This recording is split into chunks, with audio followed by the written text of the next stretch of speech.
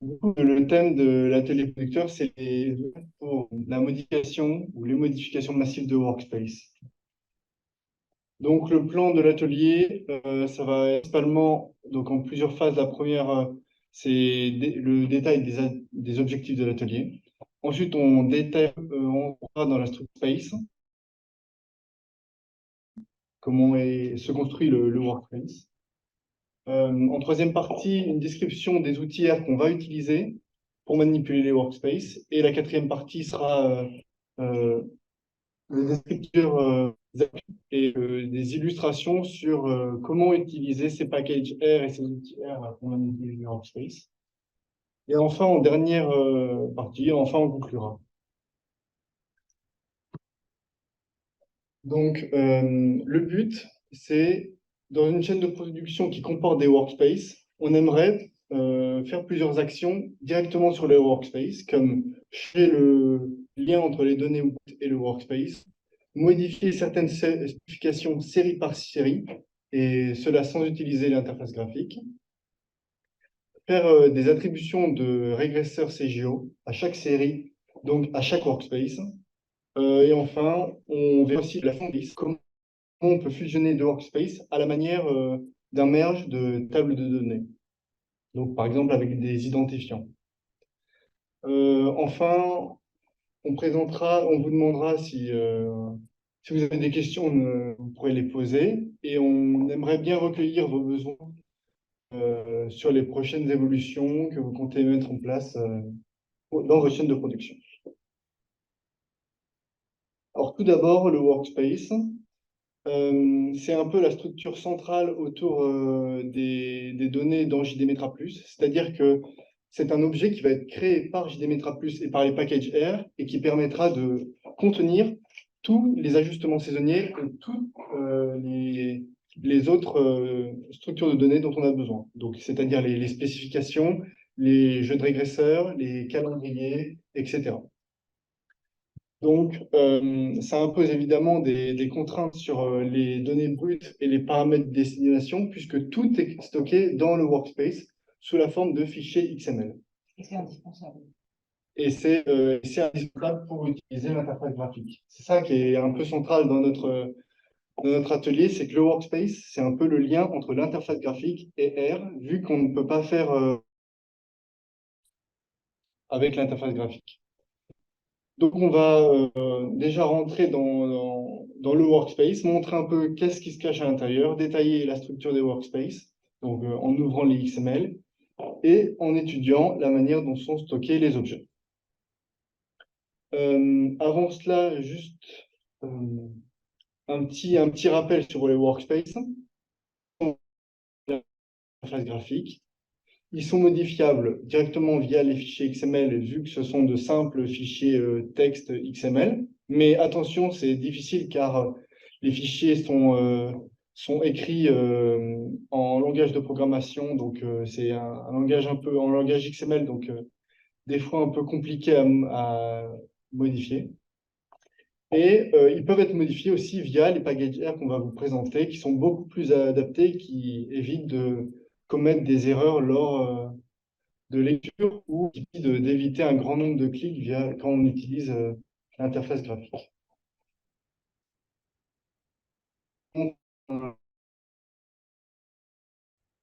Donc, un workspace que j'ai, par exemple, workspace Ref. Tout d'abord, tous les exemples que je vais présenter, tous les codes R et slides se trouveront dans un dossier atelier producteur. Donc, il y aura à peu près cette structure-là dans laquelle vous retrouverez les slides de l'atelier, les codes R, les jeux de données qu'on a utilisés et évidemment les workspaces. Donc ici, dans les workspaces, il y a un grand nombre de workspaces que je détaillerai qui ont chacun une utilité pour les applications que je montrerai plus tard. Donc un workspace, c'est un objet. Donc là, je vous montre le workspace basique. Il contient sa processing et il contient juste les calendars par défaut de JDMetra+. Et le dossier SA Processing, c'est lui qui va contenir dans le fichier XML les SA Processing donc les ajustements saisonniers et du coup nos modèles. Donc, je vous le montre rapidement. Hop. Donc, c'est un fichier vraiment XML dans lequel on peut retrouver toutes les informations sur nos séries. Donc, par exemple, les valeurs de nos séries brutes, la fréquence de série, les dates de début. Donc ça, c'est l'année de début et ça, c'est le mois de début. Et ensuite, un peu plus loin, on va retrouver tous nos paramètres de nos modèles. Donc des modèles Regarima, des modèles de spécification de X11, par exemple. Est-ce qu'on veut que le modèle soit transformé par le log? Est-ce qu'on veut qu'il y ait des outliers lors du préajustement, etc., etc. Donc tout se trouve dans ce fichier XML.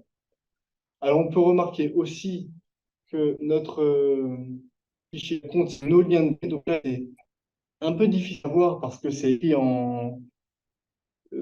chaque caractère, chaque symbole est codé d'une manière un peu spécifique, mais on peut retrouver des fichiers, par exemple CSV, et retrouver des indices de série. Par exemple, ici, l'indice de la série qui correspond en fait à un joint. Ici, par exemple, c'est le numéro de colonne numéro 1. Et ça,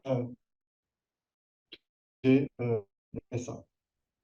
Voilà, peut-être juste une petite remarque, je ne sais pas si ça vous semble étonnant ou pas. Donc, ce qu'il y a à remarquer aussi, c'est que le XML là, contient les données brutes et comme vous l'a montré Tanguy, tous les paramétrages, mais ne contient pas les résultats.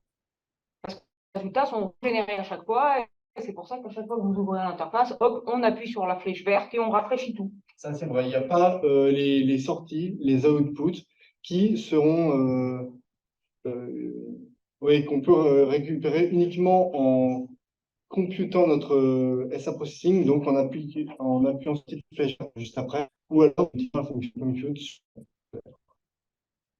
Hop, je reviens à ma présentation.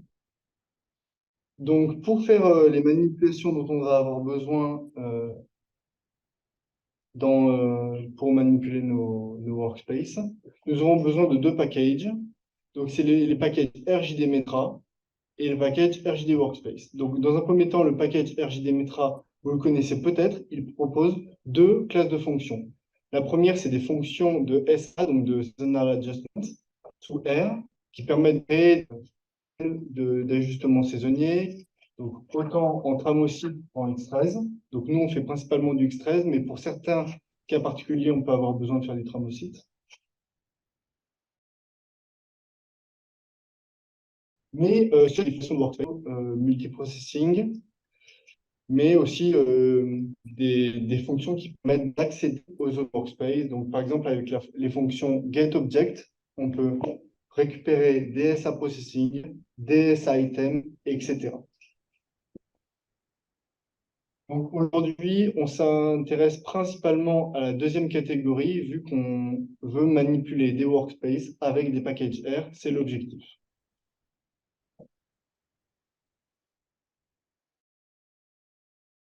Maintenant, le package RJD Workspace, il a été développé pour combler les manques du package RJD Metra en matière de manipulation de workspace.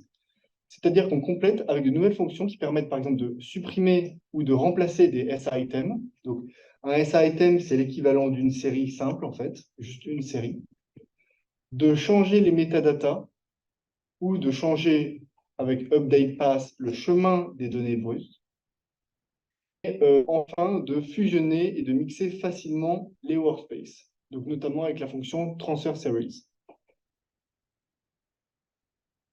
La question de l'identification des objets, elle peut se poser, car dans un workspace, on peut avoir plusieurs processing. Et dans un SA processing, on peut avoir aussi plusieurs SA items. Donc la question, comment on identifie un SA processing? Est-ce que c'est par son nom? Est-ce que c'est par sa position ou par le nom du fichier XML? Donc je vous présente plus tard dans les packages R, qu'on a fait pour que ce soit le plus simple possible pour l'utilisateur et qu'il n'ait pas à apprendre par cœur des noms de fichiers XML, des objets particuliers, qu'il puisse rapidement se servir des fonctions. Aussi, avant de passer à la partie pratique, un petit rappel sur les packages R. Alors évidemment, pour utiliser les packages R, il faut les charger avec la fonction library, mais il faut préalablement les avoir installés via la fonction install.package. Donc, en l'occurrence, le package RJDMetra est sur le crâne, donc c'est-à-dire que on peut l'installer directement via la fonction install.package. En revanche, le package RJD Workspace n'est pas pour l'instant sur le cran, donc il faut utiliser la fonction install GitHub ou alors l'installer à la main via les fichiers source et binary qui sont disponibles sur le GitHub InCFR à la release de 1.1.3, car on utilise la version 1.1.3 de RJD Workspace. Donc, encore une fois, vous aurez, avec les slides, vous aurez tous les liens disponibles qui vous permettront d'accéder directement à ça. Donc, maintenant, passons à la partie application, à la partie pratique. Donc, les 5 cas à voir maintenant, ce sont des cas d'utilisation qui peuvent arriver dans des cadres de production et qui vont illustrer les remarques précédentes. Premier cas de figure, mes données ont changé. C'est-à-dire, c'est pas seulement mes données ont été mises à jour, c'est plus mes données ont changé de chemin, ont changé de nom, ont été déplacées. Et comme on a vu tout à l'heure dans le workspace et plus précisément dans le fichier XML du SA Processing, les données brutes sont écrites donc avec main absolue en JDMetra+, ne retrouvera pas nos données et du coup nos workspaces sont débranchés. Alors comment faire quand on a un nouveau chemin, un nouveau nom de fichier ou alors encore une nouvelle organisation de données? Donc je vais vous remontrer rapidement la structure du fichier XML pour vous rappeler qu'est-ce qui posait problème. Alors, dans mon fichier XML, j'ai des items qu'on appelle des S-items. Dans chacun de ces items, j'ai des métadatas, et ces métadatas contiennent mes chemins de fichiers de données brutes. Donc, exactement dans le XML, le chemin de données commence à et ce moment où on précise le fichier XML, le fichier CSV, le fichier de données, ainsi que le numéro de la colonne, par exemple. Donc tout ça représente le chemin des données. Et pour un fichier XLS, ce serait juste la référence XLS de la même façon. Exactement. Donc pour un fichier XLS, on retrouvera ici le fichier XLS et le chemin de données. En revanche, d'abord, il faut faire attention. Notamment, on manipule des L à la main, par commettre des erreurs, de forme qu'on oublie des pourcentages, des caractères spéciaux, et nos workspaces peuvent ne plus fonctionner. Tac, tac. Donc, comment faire? Tout d'abord, on va utiliser la fonction updatePath qui utilise plusieurs arguments. Donc, le chemin du workspace, donc du fichier XML du workspace. Donc, je peux vous remontrer rapidement.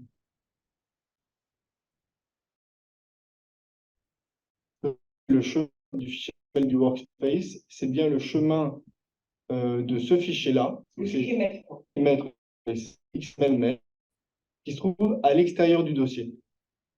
Tout à l'heure, je ne l'ai pas précisé, mais un workspace, c'est vraiment un couple de dossiers qui contient tous les autres XML à maître. Parce que c'est vraiment le XML maître qui va contenir les informations sur les SA processing. Donc, en fait, qui va contenir certaines notions sur le processing, les spécifications, variables de XML maître, en fait. On a besoin d'une chemin de données, de la position du multiprocessing qu'on aimerait modifier et de la position du SA item qu'on aimerait modifier. Alors, les deux derniers arguments sont optionnels, c'est-à-dire qu'on n'est pas obligé de les renseigner. C'est-à-dire que si je ne renseigne pas ces deux arguments, par défaut, le programme va appliquer le changement de chemin à tous mes S-items et tous mes processing S-items, donc mon workspace de manière globale. Voici deux exemples euh, qu'on va illustrer juste après, qui permettent de servir de cette fonction. Donc, ici, dans cet exemple-là, on utilise ici un workspace, ici par exemple modèle.ip.xml, et on renseigne simplement un chemin de TLS. Ici, c'est un autre workspace, et pareil, ça marche de la même manière. On aurait pu renseigner les arguments de position, mais c'est pas très important ici. C'est optionnel, comme je l'ai dit tout à l'heure. Et ce qui est très intéressant, moi, ce que j'aime bien dans le date comme ça, c'est qu'on n'est pas du tout obligé de connaître le chemin de départ pour le remplacer. On écrase directement le nouveau chemin et si on n'a pas idée du chemin de départ, c'est pas grave du tout. Moi, par exemple, si vous m'envoyez un workspace, je vais pas savoir ce qui se passe chez vous, je mets mon chemin tout de suite. Exactement. On a juste besoin de connaître le workspace qu'on veut modifier et les données brutes qui ont permis de créer ce workspace. Après, il suffit de mettre à jour le workspace avec le nouveau chemin. Donc, on déplace le workspace où on veut, on déplace les données brutes où on veut, et comme ça, on peut créer on peut mettre à jour nos données. Alors, hop. Je vais repasser sur RStudio.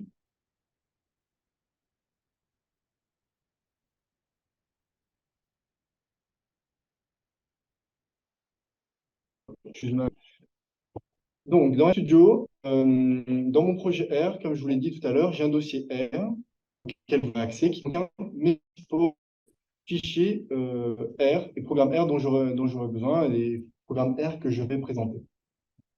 Donc, j'ouvre le premier qui s'appelle updatepass.r.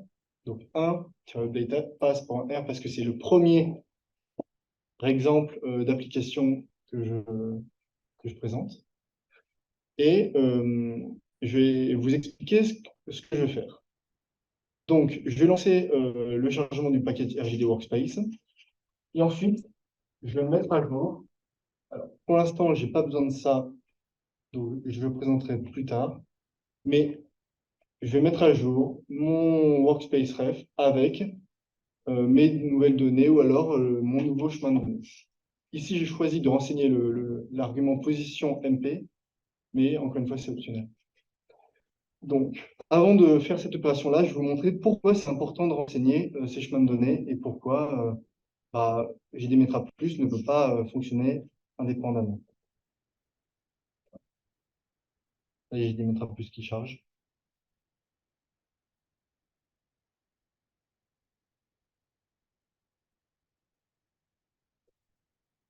Donc, j'ouvre une nouvelle session de JDMetra Plus. Ici, je suis en version 2.2.4, c'est la nouvelle version stable. J'ouvre le workspace, donc c'est lequel on va travailler.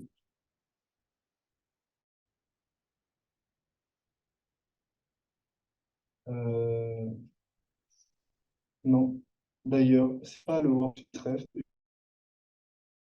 Je viens de me souvenir, c'est le workspace. Excusez-moi, je viens de me souvenir d'un truc. Voilà. Le workspace ref, il sert pour un prochain exemple. C'est le workspace Moved. Alors, je l'ai appelé Moved parce qu'on suppose que justement, c'est un workspace qui a bougé. Donc, bon, c'est pas forcément la bonne explication, mais au moins, c'est celui-là qui sert. Et donc, ce workspace Moved, il est là, voilà. Il me provient de quelqu'un d'autre. C'est quelqu'un qui m'a apporté. Donc, c'est-à-dire que quand je peux l'ouvrir, je peux très bien computer, donc par exemple avec la petite flèche verte, sans qu'il y ait d'erreur. Et ça, c'est normal, parce que le workspace, comme on l'a vu tout à l'heure, contient déjà les données brutes, une première version. Maintenant, si je lui demande de mettre à jour donc par exemple, celui-là pour faire un refresh, donc par exemple un refresh concurrent, donc le refresh, je vous rappelle, il va aller chercher les données brutes pour mettre à jour mon workspace. Donc si je fais ça, OK, il va me mettre nos data. Et Menodata, c'est normal parce qu'il n'arrive pas à trouver les données vu que c'est un workspace qui me provient de je ne sais pas où, c'est quelqu'un qui me l'a donné, le chemin de données n'est plus valable. En fait, c'est une commande que vous ne pouvez pas utiliser, même si vos données n'ont pas changé, évidemment, parce que JDMetra Plus n'est pas au courant qu'elles n'ont pas changé. Ouais. Et donc, si vous voulez faire un refresh sur les mêmes données, vous serez bloqué parce que la première opération qu'il fait, comme vous le disiez Tanguy, il va chercher le fichier physique.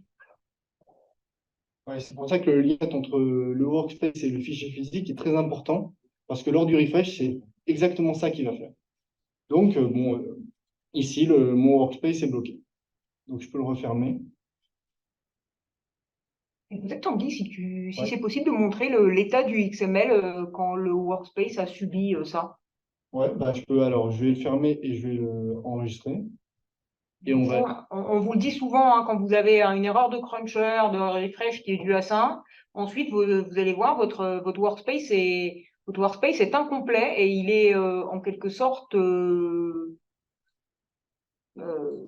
inopérationnel, quoi. C'est-à-dire que moi, je ne le répare pas. D'où le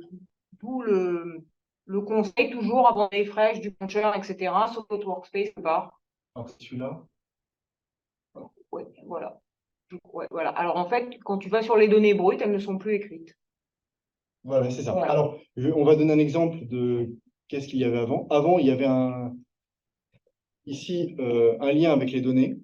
Donc, c'est-à-dire une balise data qui contenait toutes les données. Et ensuite, il y avait les métadatas. Et maintenant, donc ça, c'était notre S-item numéro 1. Moi, je modifie le S-item numéro 2. Alors, il est où? Il est juste après, il est là, le S-item numéro 2. Et on voit que cette fois, il ne contient que des métadatas. Il n'y a plus de data.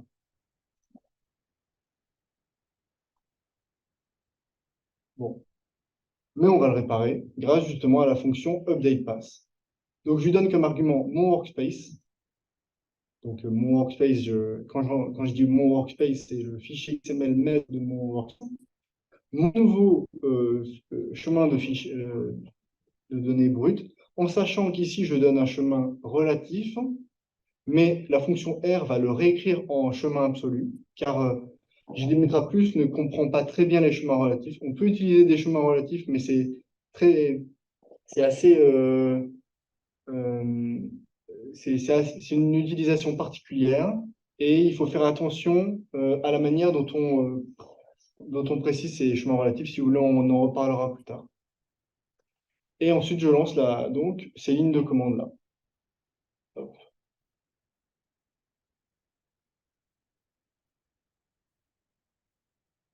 Voilà. Alors, qu'est-ce qui s'est passé? Je suis rentré dans la fonction et là, il y a plusieurs messages qui s'affichent. Alors, ces messages-là, ce sont des messages de manipulation de fichiers XML. Ça veut dire que mon package RJD Workspace, via la fonction updatePath, a modifié 1, 2, 3, 4, 5, 6, 7, 8 SITEM. Et ça correspond exactement à mon nombre de SITEM dans mon workspace. Donc maintenant, je peux retourner sur JDmetra Plus et essayer de réouvrir mon workspace.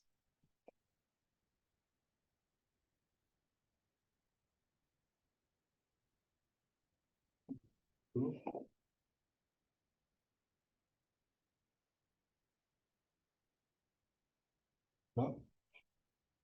Je reprends mon workspace moved, donc dans Recent Workspace. Je retourne dans la partie multiprocessing, SA Processing. Et donc, comme d'habitude, la flèche verte, elle fonctionne sauf pour le second SITEM, vu que le second SITEM est... Mais je peux, en troisième partie, le rafraîchir. Et il n'est pas cassé. Et de la même manière, pour le deuxième SITEM, si je le rafraîchis, bien, hop, il redevient valide. En fait, JDmetra Plus est allé chercher les données brutes grâce au chemin de données et a mis à jour les qui étaient manquantes et m'a permis de compléter du coup mon workspace. Et ce qui est très très bien, je ne sais pas si vous vous souvenez, j'avais artisanal évidemment, puisque j'ai changé où en fait j'allais chercher dans le XML la bonne ligne, qui devait toujours être au même endroit, c'était déterminé manuellement, et je remplaçais le chemin par le chemin. Et donc cette manipulation avec ma fonction n'aurait pas marché parce que la ligne été inexistante. C'est-à-dire qu'il ne l'aurait pas trouvé. Et en plus, ça change le nombre de lignes, ou enfin la position où elle aurait dû la trouver. Donc avec le update pass, en plus, vous pouvez réparer le workspace, comme vous disiez tant. Donc là, c'est un vrai pied. Tiens, là, en 4 lignes, mais je pourrais très bien le simplifier en une seule ligne, facilement. Il marche sur tout un workspace très rapidement, donc c'est une fonction qui est très, très performante. OK. Donc maintenant, ouais. J'ai une question. Est-ce qu'avec cette fonction, on pourrait transformer, quand on a des fichiers qui est des workspaces qui vont chercher dans du XLS et qu'on voudrait que ce soit plutôt des CSV, est-ce qu'on peut l'utiliser pour passer, pour changer le chemin d'un CSV d'un XLS vers un CSV? Alors, c'est une très bonne question. Actuellement, comme je l'ai dit tout à l'heure, les métadatas du CSV et du XLS, c'est pas les mêmes. Et du coup, elles sont pas compatibles. C'est-à-dire qu'il faut les réécrire. Et pour l'instant, Update Pass ne met que à jour des fichiers de même nature. Donc, des XLS avec des XLS, des CSV avec des CSV. Donc, pour faire une modification comme ça, on est obligé de repasser par l'interface graphique. Voilà. Normalement, justement, on est en train de réfléchir à des outils un peu plus puissants et qui seront plus faciles pour l'utilisateur. Donc, on va dire dans le futur, ça sera possible, mais pour l'instant, on se cantonne à des fichiers de même type. Et c'est vrai que c'est pas évident. En plus, faut qu'on quand même qu'on le précise, hein, que les gens s'amusent pas à faire les deux et à faire des erreurs. Et la deuxième, il faut pas mélanger les fichiers. Et là, du coup, Tanguy, là, si tu fais que update pass, on est comme dans un peu de l'esprit de la fonction historique, hein, et dans l'esprit de l'interface, c'est-à-dire que ton fichier de données doit absolument avoir exactement la même structure. Oui. Alors, bon, c'est une taille de fichiers XML et de la manière dont JD mettra plus code des fichiers CSV et XLS. Mais comme on l'a vu tout à l'heure, le fichier CSV, bon, la série, elle est reprise un chemin de fichier, donc un chemin jusqu'au fichier CSV, plus le numéro de la colonne qui correspond avec que si je remplace mes données avec des données à un autre endroit, mais en plus le fichier CSV à des colonnes interchangées. Dans ce cas, JDMetra Plus identifiera les mauvaises colonnes. Là, je vous avertis, hein, parce que c'est quelque chose qui est au bord de m'arriver assez souvent quand des producteurs de données m'envoient des données. Parce que voilà, c'est les données de l'année suivante, ils ajoutent une série, ils mettent au bon endroit, dans leur NAF, nomenclature, etc. Et moi, si je utilise mes workspaces, évidemment, tout va marcher, sauf que c'est complètement n'importe quoi. Donc, que faut-il faire? Si vous tombez sur quelqu'un ou vous-même, hein, si vous vous rajoutez des séries, eh bien, il faut les rajouter à la fin. Oui, en fait, comme les données sont. Ouais, exactement. Non, ça doit être Sinon, en plus, le pire, c'est la pire des erreurs, c'est-à-dire celle où tout marche, mais c'est n'importe quoi. En fait, il faut s'assurer que les n colonnes qui sont déjà renseignées au XML ne soient pas interchangées. Alors, il faut dans ce cas-là redéfinir un nouveau XML et redéfinir un nouveau workspace ou un processing. Mais si on veut utiliser un workspace, sur le fichier à la même structure, ça c'est vrai. OK. Je peux passer au deuxième point sur la fusion de deux workspaces. Donc, ce cas d'utilisation, il est quand même relativement classique parce que en campagne annuelle, on aime bien fusionner le workspace de référence, donc c'est-à-dire le workspace en vigueur, avec spécification, avec ce qu'on peut appeler un workspace automatique, donc qui reprend tout à zéro, qui réestime 100% de notre workspace, et regarder si on n'aimerait pas réactualiser certains de nos modèles via le workspace automatique. Donc notamment, selon un score, si vous voulez cruncher le résultat avec le package JD Cruncher. Vous savez, bon, c'est une petite remarque, mais le package JD Cruncher, il permet aussi de générer des bilans qualité et il permet de sélectionner les séries à expertiser en priorité. Donc, pour l'instant, ce n'est pas le but de la présentation, mais on peut, quand on a vos questions sur un sujet-là, et on verra si on fera d'autres. Oui, tout à fait. Non, mais parce que là, ce qui est intéressant, c'est le côté score, hein, parce que si vous, avec JD Cruncher, si vous sortez les séries à expertiser, ben, vous les expertisez, à la limite, vous pouvez le faire manuellement dans le workspace de référence, par exemple, que vous souhaitez juste mettre à jour sur quelques séries. Le problème, se pose dans le cas où, par exemple, vous avez 1000 séries et vous vous dites, à chaque fois que le modèle automatique a un score plus bas de temps que le modèle de référence, je change. Et ça, si ça arrive dans 600 127K, eh bien, c'est là que la fusion que va vous montrer Tanguy intervient. Voilà. Un autre cas de figure, ça peut être lorsqu'on veut utiliser un workspace template. Donc, par exemple, un workspace qui contient déjà des paramétrages sur des spécifications, sur des variables, sur des métadatas, et qu'on aimerait le remplir avec des séries. Et là, la fonction qu'on verra juste après permet ce cas de figure-là. Et enfin, il y a un cas de figure qui, que, un autre cas de figure, c'est la sélection de régresseurs de calendrier pour un jeu de série. C'est une manière aussi de voir comment on peut sélectionner les règles de calendrier, mais surtout, ensuite, les attribuer au workspace de référence ou au workspace de travail. Les attribuer à chaque série, hein, vous voyez, c'est ça l'intérêt. C'est-à-dire que vous allez sélectionner, ou à un moment, vous allez avoir un résultat de votre sélection. Vous savez que la série RF 212, elle a le jeu de régresseur Rec 5. Et vous avez cette liste, cette table pour vos 1000 séries. Et comment vous dites à la spécification du workspace, série par série, que la première série a Rec 5, la deuxième a Rec 6 Leap Year, la troisième n'a pas de régresseur de calendrier, etc. Ouais. Du coup, la fonction qu'on va utiliser cette fois, c'est transfer series. Donc ici, les SA items sont identifiés par leur nom. Et les SAP, donc les SAP, c'est les SA processing, d'origine et d'arrivée peuvent être identifiés par leur nom ou leur position. Donc, il y a d'autres arguments qui peuvent être ajoutés, c'est les arguments create, MP et replay series, qui permettent de gérer les cas où il y a un des SA processing qui n'existe pas, donc l'arrivée. Dans ce cas-là, il faut le créer ou non. Donc, c'est la question de cet argument-là.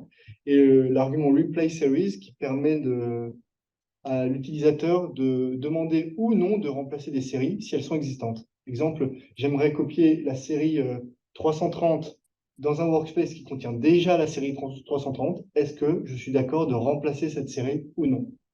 Là, ce qui est juste au niveau des éditeurs, je ne sais pas si on l'a, c'est que tout ce qui est underscore MP, là, c'est ce qu'on a dans le code. Ça désigne multiprocessing.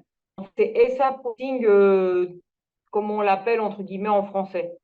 Donc là, il faut gérer les deux noms à la fois. Vous voyez, donc nous, dans le texte, on l'appelle SA processing comme dans l'interface, et le MP, c'est multiprocessing, et ça correspond exactement à la même chose. Ouais, un multiprocessing et un SA processing, ce sont les mêmes objets. C'est ça qu'il faut avoir en tête. C'est juste qu'il y avait deux noms qui coexistaient, et malheureusement, certains ont fait avec certains noms et d'autres, etc. Là, c'est réfléchir sur on verra. On verra. Donc, voilà quelques exemples. Donc, un premier exemple d'utilisation, c'est quand on prend deux workspaces, on identifie les MP processing, donc les SA processing, pardon, par leur nom, donc par leur position. Donc là, la position 1, la position 1.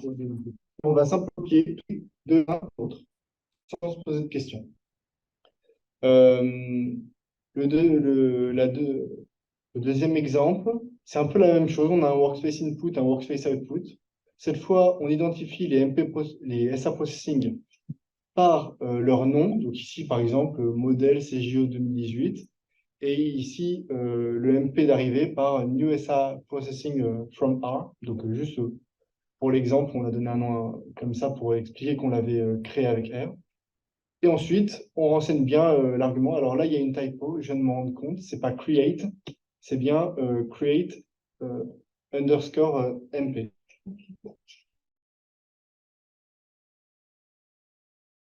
La démo correspondante. Donc, avec le deuxième fichier.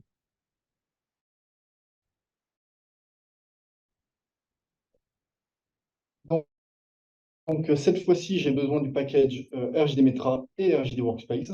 Le package RJDMetra, je vous rappelle, permet justement le chargement et la création de nouveaux workspaces et sa possibilité et l'enregistrement. Donc c'est lui notre utilise pour le workspace. Alors, qu'est-ce que je fais à cette étape-là? En fait, j'ai trois workspaces. Par exemple, les workspaces RSA3, RSA5C et RSA Full. Je vais vous les présenter ici. Donc, par exemple, RSA3. Qui contiennent les mêmes séries, mais avec une méthode d'estimation différente, donc une spécification différente. Donc ici, c'est RSA3 pour RSA5C. C'est simplement RSA5C ici. Et ensuite, pour RSA full, je vais donner un exemple avec un autre type d'estimation. C'est une méthode qui vient, en fait, de la méthode d'ajustement saisonnier Cramocyte. RSA full. Donc, en fait, on voit que nos trois workflows, comme on pourrait avoir ajusté avec des régresseurs de calendrier ou autre chose.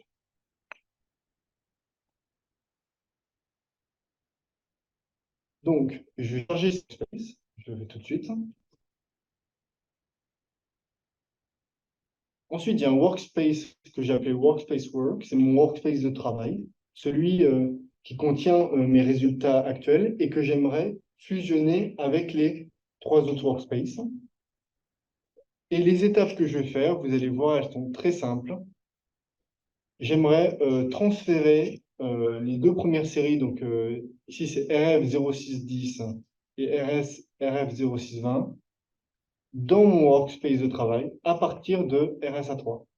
Et de la même manière, je transférerai du workspace RSA5C mon workspace de travail, ces deux là. Et enfin, je transférerai les deux dernières séries dans mon workspace. TCD, trois fonctions.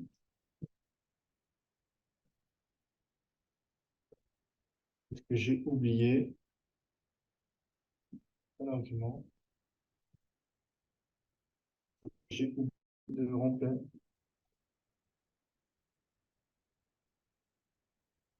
Relancer ça. Manger du direct, hein. Je vois. Alors là, l'erreur que j'ai faite, c'est qu'ici, je demande le MP à la position new SA processing. Donc, évidemment, c'est une position, c'est un name. Ici, en fait, comme j'ai interchangé ces deux tout à l'heure, c'est une position. Donc tu peux identifier soit avec le nom, soit avec la position, et tu fais les deux. Exactement. Dans le premier, je voulais donner un exemple différent dans les deux, mais j'ai oublié de changer les arguments. Mais ici, dans le premier exemple, j'identifie le SA processing, donc from celui de D par juste position, mais le SA processing d'arrivée, j'identifie par un nom. Dans le deuxième exemple, c'est la même chose, j'identifie le SA processing de départ par la position et cette fois le SA processing d'arrivée par aussi sa position. Et ensuite, les séries, donc les SA items qu'on veut déplacer, elles sont identifiées par leur nom dans Selected Series. Donc, je relance ça. Voilà. Et la clé de jointure, en gros, c'est toujours le nom de la série, ça peut pas être autre chose. Oui. D'accord. Il ne peut pas y avoir deux SA items ayant le même nom via transfert. Non, mais je veux dire, pour à part les deux workspaces, en gros, ils utilisent toujours la série. Oui. Voilà. Si n'est pas renseigné, oui. Voilà. Alors, donc, c'est votre clé de sélection, c'est le nom. Votre clé de jointure, comme on disait en SQL. Donc ici, on a un petit message qui nous précise que donc un nouveau SAP nommé New SA Processing, donc c'est comme ça que je l'ai appelé, va être créé et que deux transferts ont été effectués, deux transferts de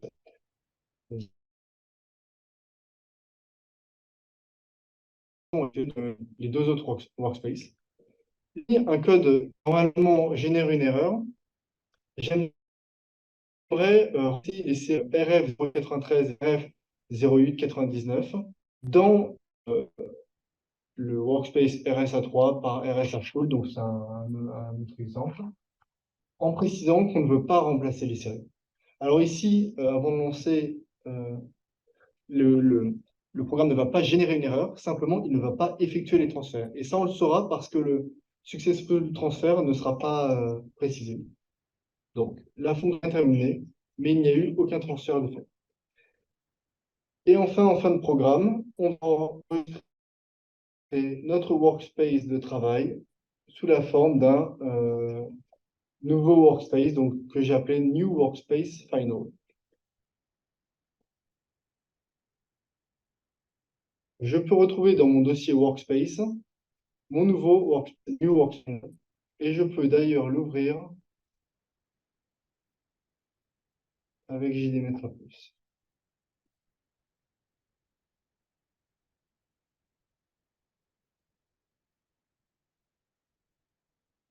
Alors, mon workspace contient deux SA Processing. Donc, à première vue, ça peut être...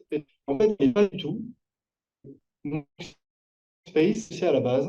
Je vais juste mettre ça en raccourci. Mon workspace, c'est une copie du workspace de travail, qui est déjà un SA Processing nommé Series EP, auquel j'ai créé un deuxième SA Processing, New SA Processing.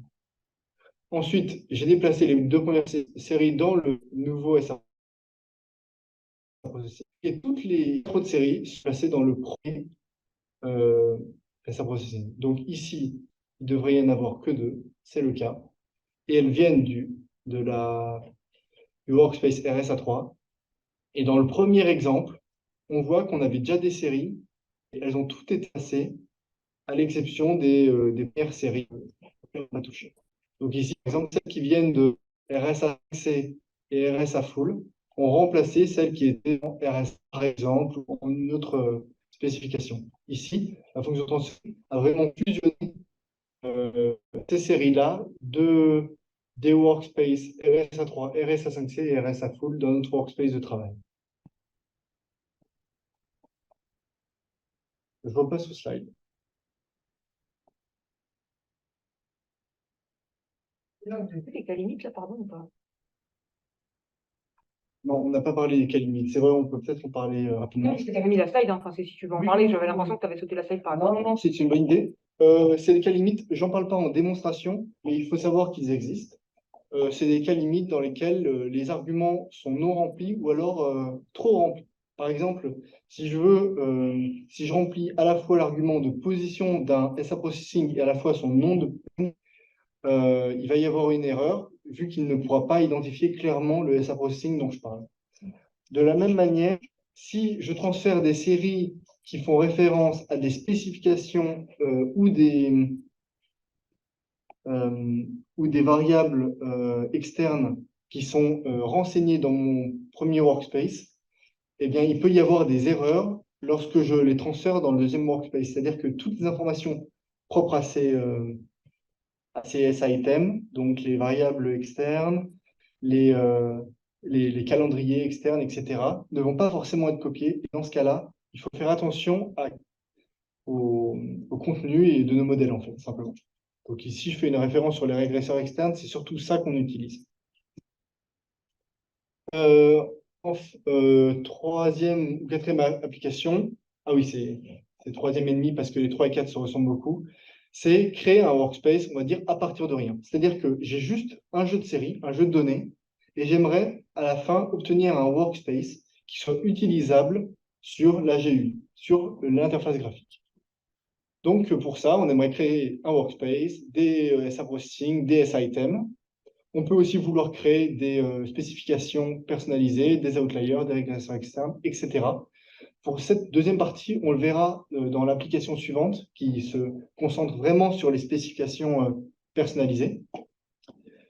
Tout d'abord, une première remarque. Il manque les métadatas du chemin.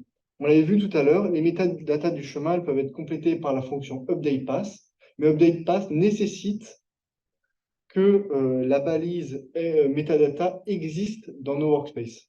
Or, actuellement, on ne peut pas l'écrire on peut pas l'écrire depuis R. On est copié créé avec JDMetra+. Donc, c'est-à-dire qu'ici, les métadatas de chemin qui permettront de rendre notre workspace dynamique et permettra de rafraîchir notre workspace, eh bien, seront obligés obligatoirement copier depuis un autre workspace. Je vous montrerai juste après. Parce que là, ce qu'on est dit, en fond, pouvoir le lire à l'interface et le cruncher. Parce que si on veut faire ces deux opérations, ni lire les données à l'interface, ni les cruncher, après tout, pourquoi créer des workspaces maintenant qu'on a des packages qui font de la désaisonnalisation directement avec les algorithmes? Et donc là, en fait, Tanguy a attiré votre attention sur cette impossibilité. Moi, je me suis dit, imaginons, Tanguy, j'ai j'ai une production immense, il faut que je crée 75 workspaces. Donc là, ça va faire beaucoup de clics avec Save As. Mais je peux créer un premier workspace template qui compte les binaires. Et à partir de ce premier template, je vais générer mes 75 workspaces. C'est bien ça. Ouais, c'est exactement ça en fait. Il y a une fonction qui s'appelle Update Metadata, on va en parler juste après, qui permet justement de copier les métadatas d'un workspace existant sur un nouveau workspace, même un workspace créé avec R. Donc c'est cette fonction qu'on va utiliser pour mettre à jour nos workspaces. Et donc, du coup, là, si vous voulez créer vos 75 workspaces, eh bien, vous avez juste besoin d'en créer un propre. Ouais, Voilà, ça me paraît faisable, effectivement. Très bien. Donc, juste un rappel sur les métadatas. Elles contiennent les dates et heures de modification de nos fichiers, le chemin et source du fichier de données brutes. Donc, c'est surtout cette partie-là qui nous intéresse, car c'est cette partie-là qui sera utilisée pour le rafraîchissement des modèles sur la GU. Donc, juste un exemple de cette. Donc, on prend en argument deux workspaces. On suppose qu'ils ont la même structure, et c'est ça qui est très important, car Update Metadata ne prend en argument que deux workspaces et va copier les data workspace sur un autre, sur les noms des SA Processing. Donc, il faut que les SA Processing aient même nom et qu'ils soient et qu'ils aient du coup la même structure.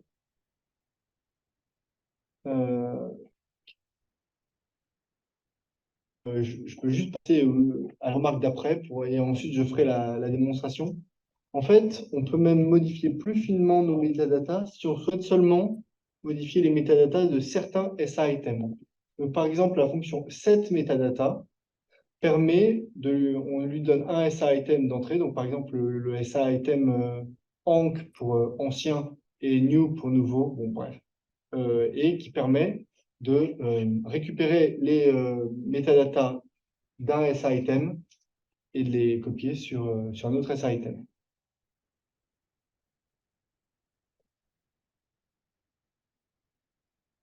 Donc, c'est la partie 3, créer nouveau workspace. Donc, pour cette partie 3, je vais avoir besoin donc, toujours de mes deux packages. Je les réexécute. Je vais avoir besoin d'un fichier de données. Donc, je reprends, comme tout à l'heure, mon fichier de données de l'IPI. C'est celui qui m'a servi pour créer tous mes workspaces et tous mes exemples. Donc, il y a une petite étape de transformation en test de mon fichier de données. Ensuite, on rentre directement dans le cœur du programme, donc avec la création du workspace. Alors, qu'est-ce que je fais déjà? J'appelle New Workspace pour créer un nouveau workspace. Ensuite, je vais me créer deux multiprocessing. Par exemple, multiprocessing 2013 Covid. Vous verrez après pourquoi je l'appelais comme ça. Et un multiprocessing que je vais appeler juste SA Processing 1. Hop, je crée mes deux SA Processing, MPRF et MPAuto. Ensuite, je vais me créer une spécification de référence. Ici, la spécification de référence se base sur RSA5C. Donc, 5C, ça indique les régresseurs de calendrier. Donc, ici, on distingue tous les jours de la semaine. Par exemple, on aurait pu prendre RSA3 ou d'autres spécifications. Intéressant. J'aimerais ajouter des outliers. Donc, je vais lui dire, OK, tu ajoutes des outliers. Ensuite, j'aimerais préciser où est-ce que se trouvent mes outliers. Donc, ici, je vais lui dire, tu mets mes outliers pendant les années 2020 et 2021. Donc, tu commences en mars 2020 et tu t'arrêtes en janvier 2022. Donc, ça me fait exactement 2 fois 12 AO à mettre. Et enfin, dernier argument, j'aimerais par exemple commencer ma période d'estimation de mes modèles à partir de 2013 parce que je trouve que estimer mes modèles sur trop grande période, il n'y a pas d'intérêt. Donc, je me dis, on va comparer un work auto qui va fonctionner avec une spec par défaut sans aucune spécification, avec une spec ref contre une spec ref qui, elle, va contenir déjà quelques spécifications et quelques idées sur la manière dont peuvent se comporter mes données. Donc, par exemple, ici, en période de Covid, mes données, elles sont souvent un peu inexploitables et je suis souvent obligé de les mettre en AO. Donc, hop, j'exécute tout ça.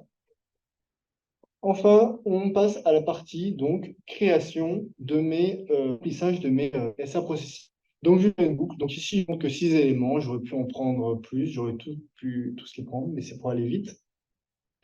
Je vais créer mon SA item de référence. Donc, il va juste prendre la série IP, colonne K, avec ma spec de référence. Et avec la fonction addEsItem, je vais l'ajouter à mon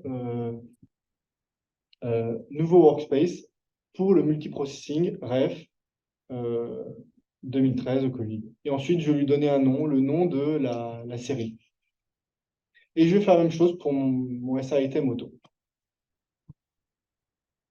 Alors ici, le multiprocessing, il faut bien penser à l'identifier par son nom. La fonction addEsItem provient du package RJDMetra. Et du coup, les objets sont identifiables par leur nom ou par leur objet R. Donc ici, par exemple, NewSItem, c'est un objet R qui a été créé ici. J'ai dit NewSItem, mais je veux dire New Workspace, un objet R qui a été créé par la fonction New Workspace, un peu plus au-dessus. On fait nouveau SItem et on les remplit. Donc là, c'est juste une boucle qui va s'occuper de remplir à la main. Euh, voilà. Maintenant, je peux enregistrer mon workspace. Et je peux aussi mettre à jour mes métadatas. Alors, ce que je vais faire, c'est que je vais supposer que mes métadatas sont les mêmes que celles de mon workspace de référence, par exemple. Donc, j'ai juste à charger mon workspace de référence, qui lui a déjà été créé. Donc, workspace de référence, c'est un autre workspace que j'avais créé. Et j'utilise la fonction update metadata. En copiant les métadatas depuis le workspace de référence sur mon nouveau workspace. Et enfin, j'enregistre. Alors, on peut noter tout d'abord on peut déjà avoir une première remarque sur les warnings qui sont générés. Le multiprocesseur REF 2000 Covid, donc celui que j'ai créé à la ligne 22, en fait, il n'existe pas dans le workspace from, donc le workspace ref. Parce que le workspace ref ne contient qu'un SI processing qui s'appelle SA processing 1. Dans ce cas-là, le modèle ne va pas être non, pas le modèle, pardon, les métadatas ne vont pas être mises à jour pour ce SA Processing-là. Mais elles vont être mises à jour quand même pour le SA Processing 1. On va aller tout de suite regarder dans l'interface, donc avec mon nouveau SA item qui a été généré. Mon nouveau workspace, excusez-moi.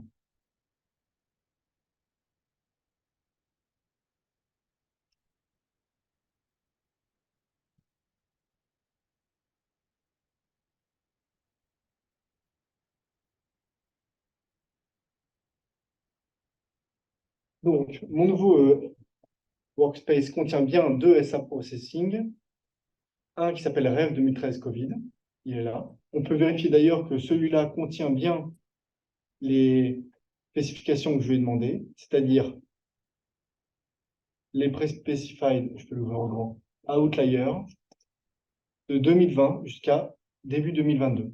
Au total, il y en a 24 sur 2 ans. Et on peut vérifier que mon SA Processing, lui, donc le premier SA Processing 1, il est aussi valide. Maintenant, quelle est la différence entre les deux? Eh bien, tout d'abord, je vais vous montrer un exemple. Mes modèles, eux, vont jusqu'en fin 2021. Donc, les données doivent s'arrêter en septembre 2021. Voilà. Donc, si, par exemple, je modifie mes données brutes,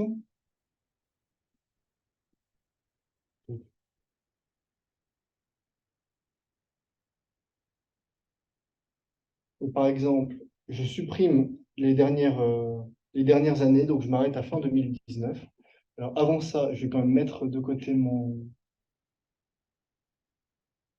fichier de données. Hop, en faisant une copie, voilà.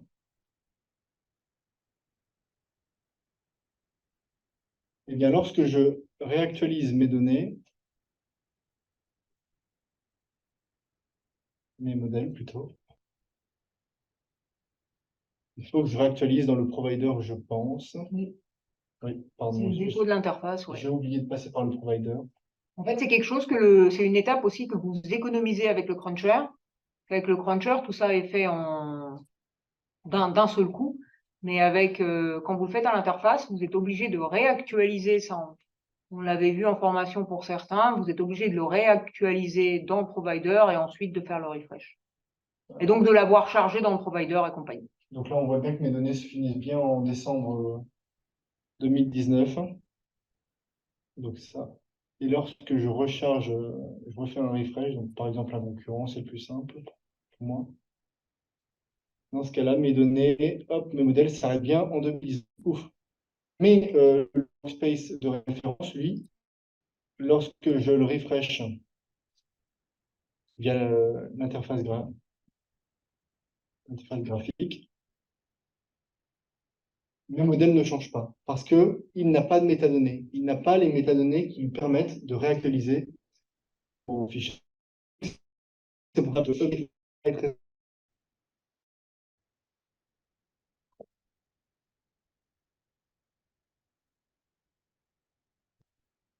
passe rapidement la section d'après. Elle permet, à la section d'après, elle permet de parler de customisation de spécifications série par série. Donc là, pour l'instant, par exemple, j'ai appliqué les mêmes outliers ou les mêmes régresseurs à toutes mes séries. Mais comme on l'a vu tout à l'heure, ma spécification, je l'applique bien série par série, dans une boucle R. Donc j'aurais très bien pu changer les spécifications selon les séries. Vous voyez là, par exemple, ce que vous a montré Tanguy tout à l'heure, vous le faites très facilement à l'interface. Vous définissez une spec en haut à gauche, là, et vous l'appliquez directement à un groupe. Ça, c'est pas très cher. Par contre, ce qu'on va faire là, les spécifications série par série, toujours mon exemple de workspace avec 1000 séries, ça, c'est très cher. Ouais. Donc, les exemples, bon, c'est déjà, dans un premier temps, appliquer le même AO à tous les items d'un SA Processing. Ça peut être bien si les spécifications sont différentes. Ici, c'est le AO, on peut quand même le faire via l'interface graphique. Mais si on veut appliquer un AO différent. Alors, attention, en fait, je me suis posé la question, là, on peut le faire à la main, mais du coup, en appliquant une spec générale, et ça, c'est possible si toutes les spécifications des séries sont identiques. Oui, si toutes les spécifications des séries, si au départ sont différentes, voilà. Et ça, voilà. Si, imaginons que vous avez une série, vous êtes invité à en passer par là, parce qu'avec l'interface, bah, vous allez devoir modifier, là, du coup, série par série, à droite, hein, comme on le fait dans la fenêtre spécification, tous vos paramètres. Ouais. Donc, dès cette étape, modification via des packages R. Ah oui, juste un petit rappel du coup dans l'onglet Workspace. Vous l'avez peut-être déjà utilisé, mais les spécifications définies dans l'onglet spécifications. Ici, on peut faire des spécifications appliquées ensuite à nos séries. Ça permet de les enregistrer, de les réutiliser facilement et de les utiliser sur différentes séries facilement. Je reviens à mes exemples. Appliquer un AO différent selon chaque série. Donc, ce qu'on disait, si on veut appliquer cette fois des spécifications différentes à chaque série. Et par exemple, un autre exemple, si on veut reproduire les commentaires de mon workspace de départ dans mon workspace. Ici, les fonctions qu'on utilisait, c'est des fonctions de manipulation de SITEM, donc les fonctions object, spec, x13 spec et x13 qui permettent de créer des nouvelles specs et de créer des nouveaux SITEM. On va aussi utiliser la fonction setSpec qui va permettre, j'en avais parlé tout à l'heure, d'attribuer une spécification à un SITEM, donc de modifier la spécification d'un SITEM déjà existant facilement. Une fois le nouvel SITEM créé, on utilise la fonction replace SITEM qui permet donc de remplacer un SITEM existant par celui qui est nouvellement créé. Un cas particulier donc je vais directement passer à ce cas particulier là et je vais essayer de le faire vite parce que ça fait déjà long. Pour gérer les régresseurs CJO de toutes nos séries, et ben en fait on peut le faire via ce qu'on vient de présenter. Donc sélectionner les régresseurs puis les attribuer. régresseurs par série et régresseurs dans un workspace. Alors, la première étape, c'est la sélection des régresseurs. Donc, on crée autant de specs qu'il y a de régresseurs. Ensuite, au moyen d'une boucle, on peut tester toutes les specs pour chaque série. Donc, dans un premier temps, pour notre série. Ensuite, on va garder la spécification. Donc, ça revient à garder le jeu de régresseur qui a les meilleures statistiques et qui colle le mieux à notre série dans le cadre d'un ajustement saisonnier. Et enfin, on recommence sur toutes les séries. Donc, c'est simplement une double boucle sur nos séries et sur nos spécifications. Vous voyez, nous, ça, ici, au DMS, jusqu'ici, on le faisait avec l'interface graphique, en créant un workspace qui a toutes les spécifications correspondant à tous les jeux de régresseurs. Hein. Donc, reg 1, reg 2, leap year et compagnie, que vous connaissez bien. Et ensuite, on récupérait toutes les statistiques là, dont vous parle Tanguy, évidemment, en crunchant et en récupérant les bilans qualité. Mais vous n'êtes pas obligé du tout de faire ça via un workspace, vous pouvez le faire directement sous JTMeter 1. Donc là, vous créez autant de specs qu'il y a le jeu de régresseur, donc une spec pour 1, une spec pour reg 1 leap year, une spec pas de régresseur CGO, etc. Et ensuite, vous, sur toutes les séries, vous essayez toutes les specs. C'est un peu ça le truc. Donc, on essaye toutes les specs sur toutes les séries. Et ensuite, il faut avoir un critère de sélection.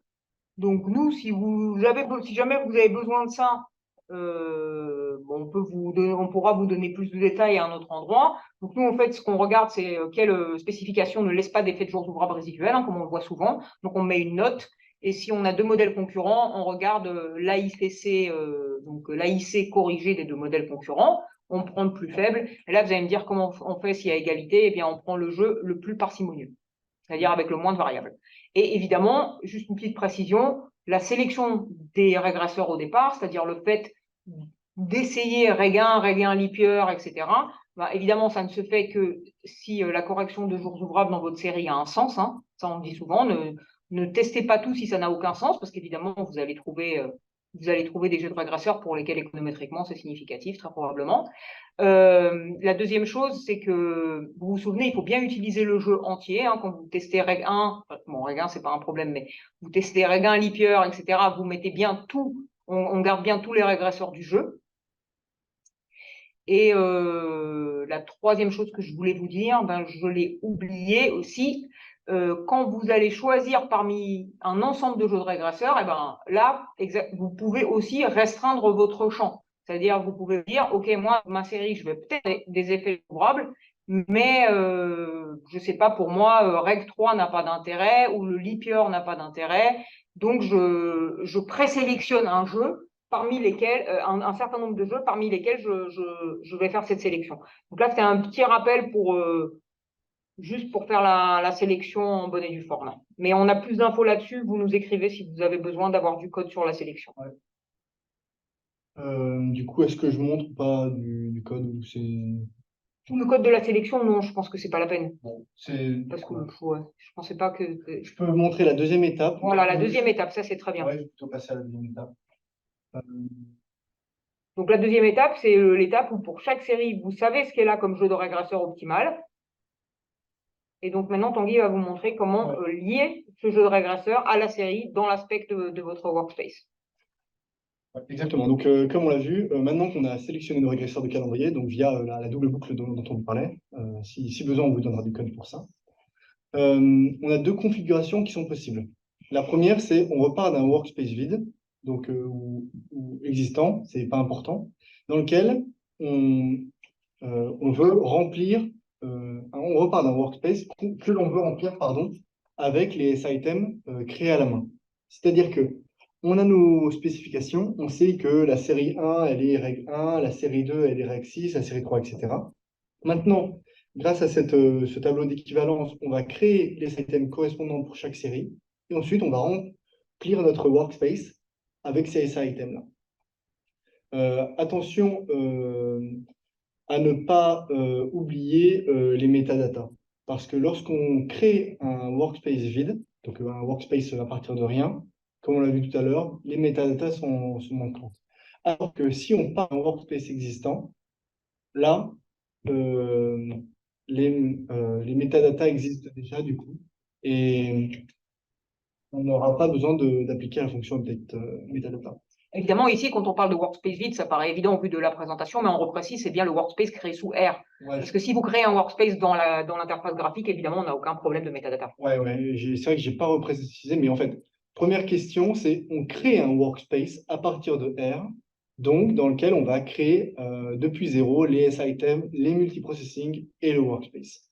Et le deuxième cas, c'est on a un workspace qui existe déjà avec des séries dedans et on veut le mettre à jour, par exemple, avec de nouvelles specs et du nouveau S-item. Donc, je vais vous montrer, hop, directement R. Donc, en R, j'ai deux programmes, le programme de sélection et le programme d'attribution. Et le programme d'attribution, il se fait en deux parties. Il y a la partie situation 1, où je crée un nouveau workspace, et la partie un peu plus basse, situation 2, où je mets à jour un workspace existant. Donc, bon, bah, comme d'habitude, hein, je lance le chargement de mes packages. Je ne vous ai pas précisé la partie de sélection avant, mais du coup, j'ai déjà un jeu de régresseur qui a été sélectionné. Donc là, par exemple, j'ai pris 6 séries. Eh bien, on voit par exemple que, donc ça, c'est que la série 06, RF0610, c'est la Regain Lipier qui a été sélectionnée. Et la RF0620, c'est quand on dit no CGO, ça veut dire il n'y aura pas de régresseur de calendrier. On considère que la série est déjà CGO sans régresseur de calendrier. Voilà, donc ici, c'est principalement du reg 1, mais on teste entre tous les régresseurs possibles, donc avec ou sans Lipier, de reg 1, reg 2, reg 3, reg 5 et reg 6. Donc, qu'est-ce que je fais? Ici, je prends un nouveau workspace. Donc, je le crée avec RJDemetra, New Workspace, New Multiprocessing. Je l'appelle SA Processing, tout va bien. Je vais faire une boucle sur le nombre de séries. Donc, ici, le nombre de séries, en fait, je reprends juste le nombre de lignes de mon data frame, là, de mon tableau. Mais ça revient à prendre mon nombre de séries. Je vais itérer K. Et pour chaque série, je vais récupérer le nom de la série. Je vais afficher un petit message. Avec X13, je vais estimer mon SItem, donc c'est-à-dire en reprenant ma série brute et en prenant la série correspondante. Alors ici, en fait, c'est une étape qui est un peu cachée, mais spec set, c'est donc mon ensemble de spécifications, j'ai défini avant, donc c'est une partie un peu cachée. Et ici, ça va simplement récupérer le jeu de régresseur correspondant. Donc, par exemple, pour la ligne 3, le jeu de régresseur, c'est NoCGO. Pour la ligne 6, c'est reg1. Donc, ligne K, colonne, règle sélective. Enfin, on l'ajoute de la même manière comme dans les précédents programmes. Au workspace, new workspace, au SA Processing 1. Le SA Object, c'est mon SA Item et il s'appelle Série Name que j'ai défini plus tôt.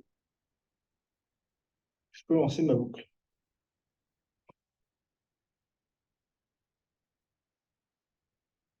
Donc voilà. Là, on voit que série par série, il remplit mon SA Item, mon SA Processing. Donc on a quelques messages, mais c'est seulement des warnings et qui précisent justement que si je fixe l'option User Defined, donc ça c'est l'option qui permet de rajouter des régresseurs externes. Dans ce cas-là, les régresseurs, donc les paramètres auto-adjust, régresseurs, stop-td, etc., qui correspondent à des régresseurs paramétrés dans JDMetra+, ne seront pas utilisés. Donc on utilisera, heureusement, on utilisera les régresseurs qu'on a donnés. Comme tout à l'heure, je mets à jour mes métadatas, donc je reprends mon workspace de référence, je le charge, j'applique la fonction update metadata, et enfin, je enregistre mon dans un nouveau workspace, pardon, qu'on appelle New Workspace reg CGO. Je vais donner ce nom-là, on aurait pu lui donner le nom qu'on voulait. Je vais l'ouvrir pour vous montrer à quoi ça ressemble. Hop. Open Workspace. Donc, il a New Workspace Reg CGO. Je l'ouvre. Je vais dans Processing. Je vois qu'il y a bien mes 6 séries. J'en ai rajouté 6. et qu'elles ont bien, on va les vérifier à la main dans spécifique. Régression, calendar, trading day, et j'ai deux variables de régression, le regain et le leap year. Donc, Et, ouais. ouais. Juste, je ne sais pas si c'était le faire également, pardon, pour montrer les variables du coup, bien mises dans Utilities. Ça, c'est vrai, ça. Dans Utilities. Donc, mon SA Processing, je vous rappelle, mon workspace a été créé depuis zéro. Donc, je n'ai rien d'autre ajouté à la main. Et on voit que dans Utilities, il y a une variable R qui a été créée et elle contient donc regain et cœur. Alors, pourquoi elle en contient que deux? Parce que dans mon cas précis, tous mes jeux de régresseurs qui sont ici ne contiennent que du regain et du leap year. Mais si j'avais eu du reg 5, mon reg 5 aurait été rajouté. Voilà. Donc, vous voyez, comme nous, pour la plupart s'en souviennent, en formation, on ajoute dans ce utility là, à ce moment-là, on importe nous notre jeu. Je ne sais pas si Tanguy, tu peux revenir juste une seconde sur la GUI là. On importe notre jeu dans utility. Enfin, on importe d'abord nos données dans providers, on importe nos régresseurs CGO, hein, tous nos jeux, vous vous souvenez. Ouais. Et puis on va dans variables, on les attribue et on est obligé de tous les renommer à la main d'ailleurs. Et dans variables, on peut les stocker selon des groupes qui sont complètement qu'on maîtrise. C'est-à-dire, vous pouvez faire un groupe par jeu de régresseurs ou vous pouvez mettre tous les régresseurs dans le même groupe. Et là, évidemment, vous avez au départ le nom, la main sur le nom du groupe. Là, le groupe par défaut va. Là, apparemment, tous les régresseurs sont par défaut regroupés dans le même groupe. Oui. Et le nom dans les packages R là, des groupes, c'est R qui n'a aucun rapport avec le fait. Le groupe R, c'est le regroupement. Voilà. Oui. Mais ça pourrait très très bien fonctionner aussi. Est-ce que si nos régresseurs sont déjà. Bon, ça, tu le verras après. Ouais, donc c'était juste pour vous dire que vos régresseurs sont écrits pour vous comme si vous les aviez importés à la main au départ. Exactement. Ils sont disponibles comme des variables. Donc, en fait, on peut même les afficher. Un petit rappel, en fait, dans Tools Container, on peut rajouter chart pour des graphiques. Donc, c'est un petit espace dans JD Metra Plus qui permet de faire des graphiques. Et on peut, je vous rappelle ça, on peut vraiment tout glisser dedans. C'est ça qui est magique, notamment des données. Alors là, il s'est glissé là, j'aurais voulu le mettre là, voilà. Et on peut, par exemple, ça c'est notre jeu de régresseur. Ça, c'est notre. Alors ça, c'est très très intéressant, le tool container. Surtout, bon, pour la régresseur CGO, c'est un peu illustratif. C'est vrai qu'on a du mal à être complètement sûr de ce qui se passe, mais on peut déjà identifier que ce sont bien des régresseurs CGO et qu'on n'a pas importé n'importe quoi, ça c'est sûr. Mais par contre, là où le chart est très intéressant, vous vous souvenez, c'est quand on compare plusieurs résultats. Vous pouvez faire, par exemple, vous pouvez désaisonnaliser la même série de plusieurs manières différentes dans un SA Processing ou dans deux SA Processing différents à l'interface. Et vous voulez comparer ça rapidement, hop, vous glissez les données dans un chart container et vous avez le graphique aussi. Il faut se rappeler aussi que vraiment, on peut tout glisser dedans. Donc, on peut glisser des courbes, mais on peut aussi glisser, je sais pas, des tableaux de données. Donc là, par exemple, une partie forecast.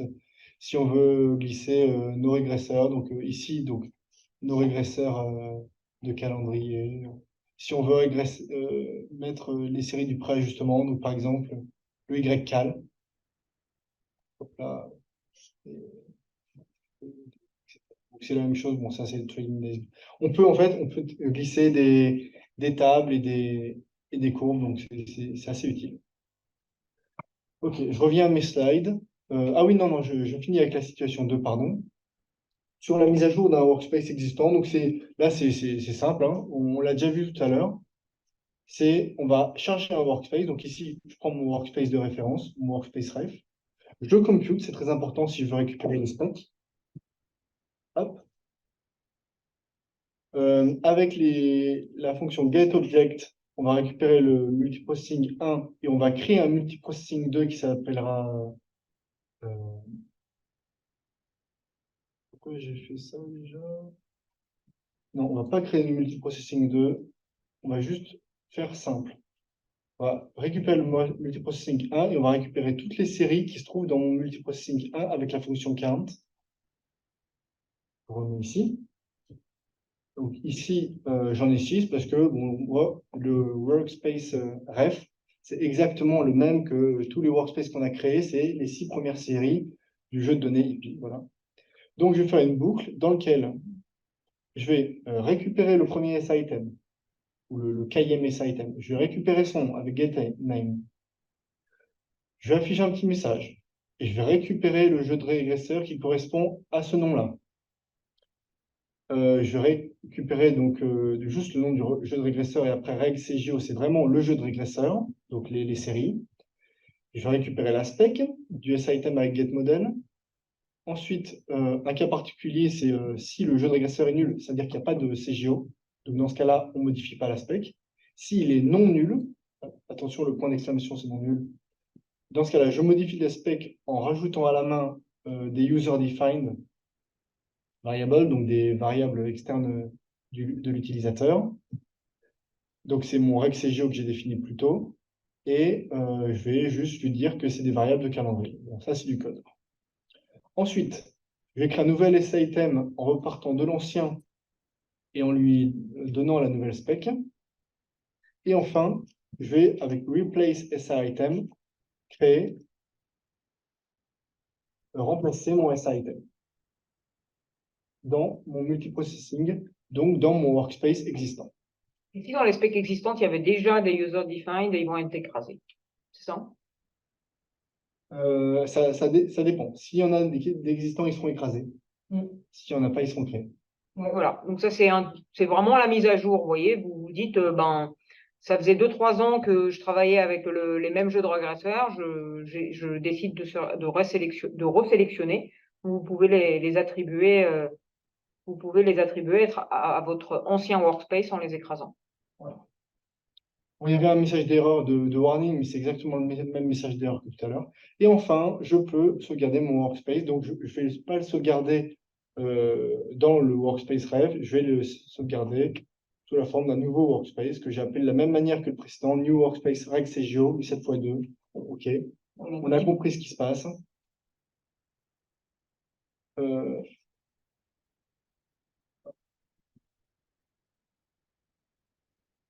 New Workspace CGO de PC.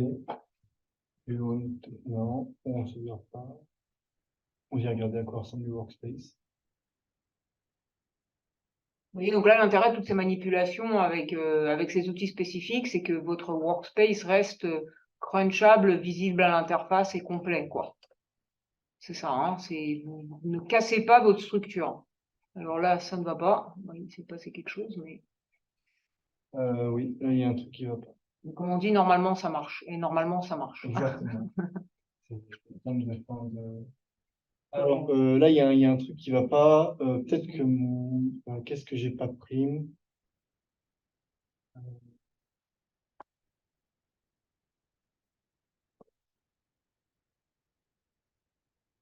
Je vais réexécuter.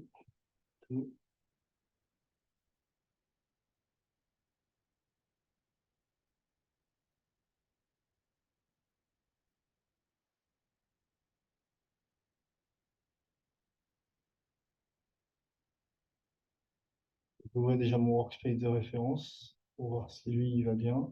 Parce que peut-être que c'est lui qui a un problème. Bon, laisse tomber, c'est pas grave. On mettra du code fonctionnel. Il va bien. Je réessaye, sinon je vous mettrai le code fonctionnel correspondant. On va garder un peu de temps pour les questions.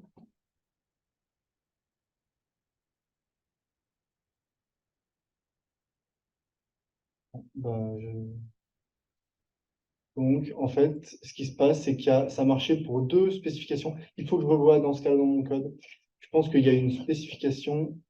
Je pense que ici, j'ai dû faire une erreur. Bon, du coup, on va pas rentrer dans les détails ici. Vous voyez l'idée, là, déjà, on voit que ça marche dans certains cas. Normalement, ça marche partout. Donc, quand on vous transmettra ça, si vous avez des erreurs, on pourra aussi vous aider à les débugger. Par exemple, là, c'est le jeu de régresseur qu'on a. Et donc là, Là, le jeu de... Ah oui, peut-être deux précisions sur lesquelles on n'a peut-être pas assez insisté. Passer un peu vite sur le fait que quand vous utilisez RJD Metra, là, comme Tanguy a fait au début, en mettant directement des séries dans RJD Metra, il vous a dit, là, on crée des objets TS, d'accord? Donc, les objets TS, ça, c'est très, très important. Le RJD Metra n'accepte que des objets time series. Donc ça, vous avez des exemples dans le code. Ça veut dire que la différence avec un data frame, c'est que vous n'avez pas une colonne pour les données, une colonne pour la date, mais la date est comprise dans l'objet. Et les régresseurs, quand vous les utilisez sous R, vous les mettez sous forme d'objet time series aussi.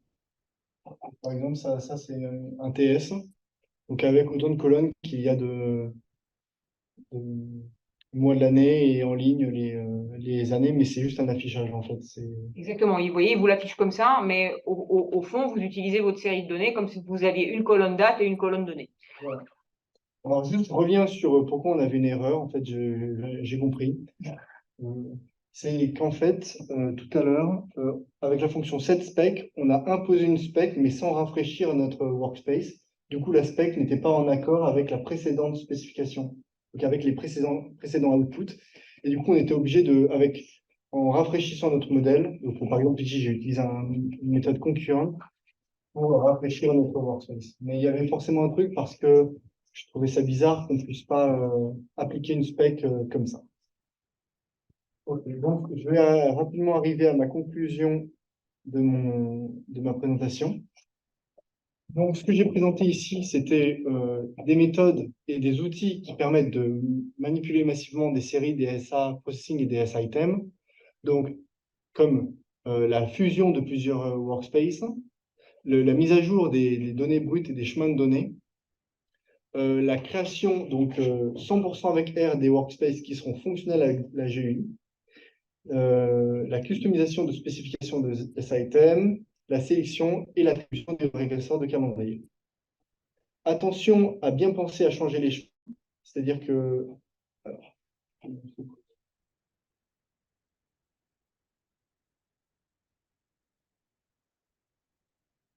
bon. Ah, en fait, j'aurais bien aimé juste enlever cette petite barre qui... Ah oui. Bon, on déplace ça, ouais. Attention à bien changer les chemins, s'assurer de la structure lors de l'appel à update metadata. Donc, comme je parle de structure, je parle de la structure des SA processing, s'assurer qu'ils ont les mêmes noms, qu'ils contiennent bien les mêmes séries, etc. Pour utiliser la fonction update metadata.